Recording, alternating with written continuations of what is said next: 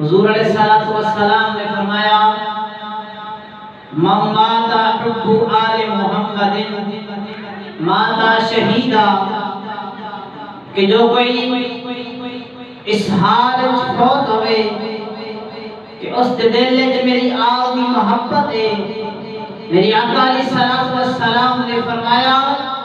کہ وہ شہید دی موت مرے گا، اللہ تبارک و تعالی ان شہادت کا مرتبہ عطا فرمائے گا۔ تو یارو دیکھو اللہ تبارک و تعالی نے حضور علیہ الصلوۃ والسلام کی اہل بیت کی عظمت عطا فرمائی۔ حضرت ابو ذر غفاری رضی اللہ تعالی عنہ آپ آقا کریم علیہ الصلوۃ والسلام دی اہل بیت کی شان بیان کرے فرماتے ہیں کہ لوگوں حضور علیہ الصلوۃ والسلام نے فرمایا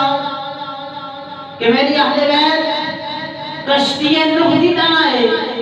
جڑا ادھر سوار ہو گیا نجات پا گیا، جڑا پیچھے رہ گیا وہ ہلاک ہو گیا۔ فرمایا کی مطلب ہے کہ جڑا حضور دی آن پیار کرے گا وہ جنت کا مستحق ہو جائے گا، جڑا حضور دی آن بغض رکھے گا جہنم کا مستحق ہو جائے گا۔